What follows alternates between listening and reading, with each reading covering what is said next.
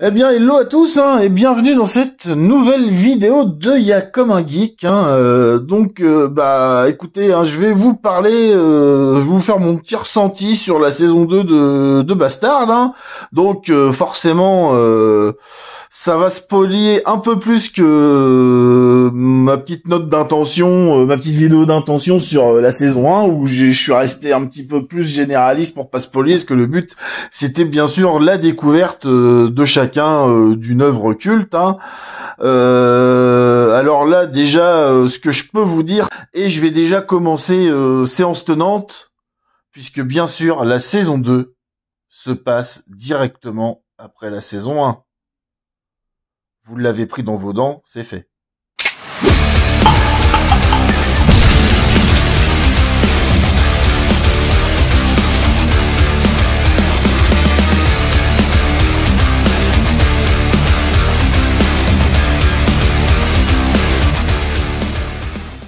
Donc, on embraye la saison 2 sur l'épisode 15. Je fais un résumé du dernier épisode de la saison 1. Archess, Ney, l'impératrice de la foudre, et Dark Schneider se livrent à un combat forcé, mais quand même assez intense, puisqu'il y a des émotions et un passif commun entre les deux personnages.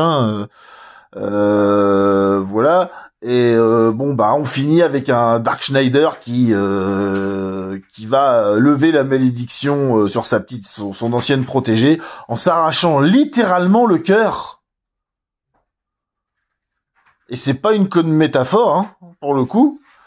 Et verser le sang giclant de son cœur là dans sa main sur l'ongle maudit de Archess qui va être libéré de l'emprise de Madigan, là, l'enculé de ses morts là, qui est bien pourri, voilà.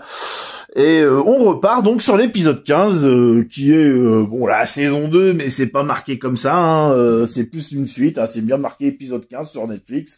Après le sacrifice de Dark Schneider, ses alliés déplorent une énorme perte. Pendant ce temps, Kaisu, qui est le roi de la glace là, ou je sais pas quoi, et l'armée putrifiée d'Abigail, oui, c'est Abigail, c'était pas machin, je me suis trompé, désolé, j'ai écorché le nom, continue leur ravage. Voilà, il y a une armée de morts-vivants qui avance sur le royaume de Metallicania, ils sont quasiment inarrêtables. Alors, c'est pas qu'elle est mauvaise cette saison 2. Niveau du chara-design, c'est toujours nickel, l'animation elle est propre, on retrouve quasiment les mêmes qualités intrinsèques visuellement que la saison 1. C'est plus que, on va dire, c'est mou du cul. Voilà, c'est que ça n'avance pas, ça fait du surplace l'intrigue, c'est très certainement pareil dans le manga. Alors là, je vais pas être affirmatif à 100% parce que le manga, moi ça fait longtemps que je l'ai lu, je vous rappelle que ça date quand même des années 90, moi j'avais la toute première édition Glénat, qui coûte la peau des roupettes maintenant, vous formalisez pas si je dis une bêtise, parce que la saison 1 était très fidèle, donc je suppose que la 2 aussi, mais alors c'est long, c'est mou, ça bouge pas, l'intrigue ne bouge pas, il y a quelques rebondissements un peu basiques entre deux, et là pareil, vous voyez maintenant, là je vous spoil plus quand même, je vais rester général, il y a des rebondissements assez basiques, et la fin elle est encore plus what the fuck que la fin de la première saison. Parce que si dans la première saison, on a fait waouh putain, le mec s'est arraché le cœur, c'est un gueudin, c'est un ouf. Là vous allez carrément prendre une décharge dans la tronche tellement que c'est improbable. Mais bon, c'est Dark Schneider, vous verrez que le personnage là, il est à l'apogée de son n'importe nawak, c'est-à-dire que c'est un spoil sans lettre, parce que vous vous doutez bien, Dark Schneider, boosté par l'énergie de Anthrax, qui est en train de revenir, va ressusciter pour la deuxième fois quand même. Et oui, pour la deuxième fois, ça va devenir une sale habitude. Sachant que le mec, il est quasiment immortel, il a ressuscité une fois, il a ressuscité deux fois. On va dire que son ego, son arrogance vont atteindre un paroxysme, mais ça le rend totalement délirant, quoi. Alors heureusement qu'il y a ça, parce que moi il m'a collé des barres infinies. Des moments j'avais aussi envie de lui claquer la gueule parce qu'il est chiant, quoi.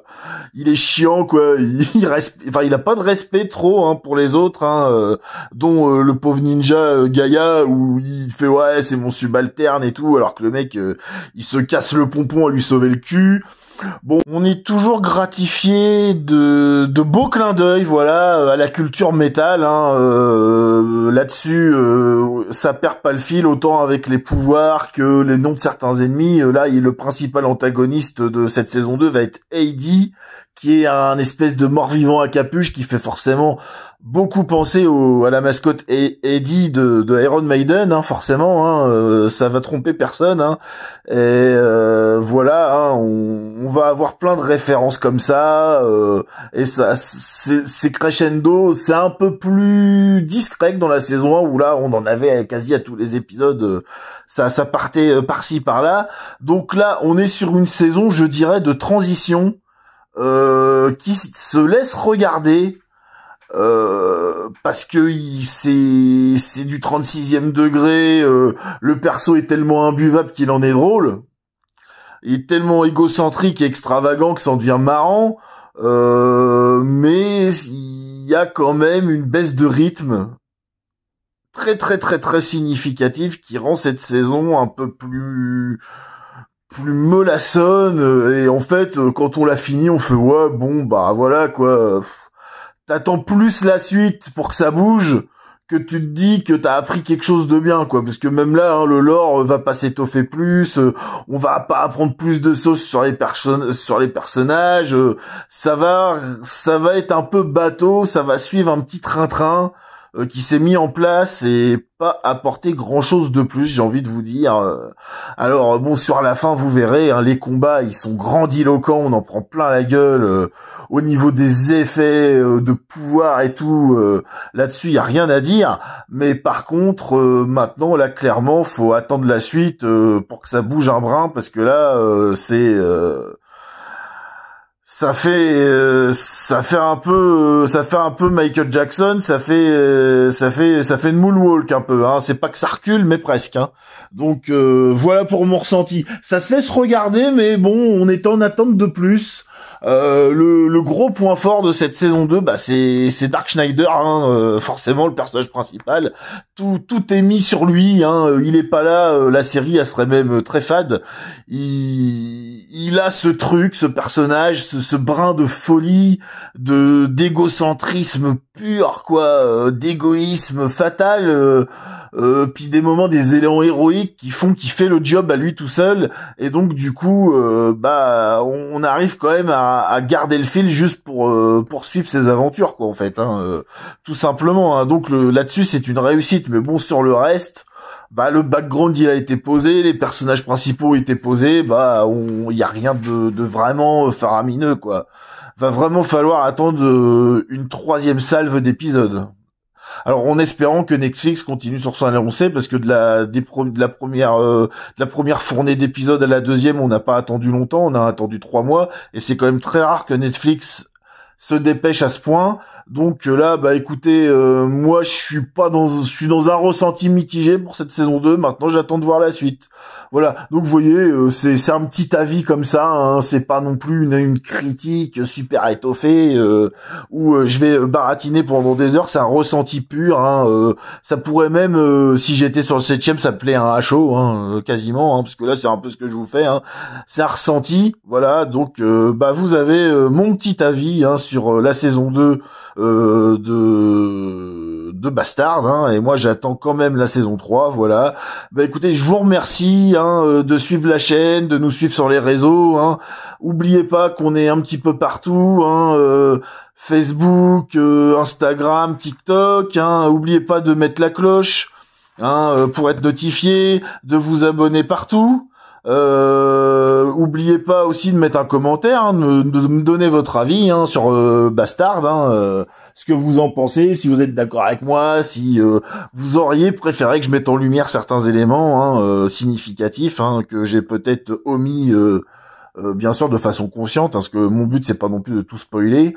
Voilà, donc écoutez, on se dit à la prochaine vidéo.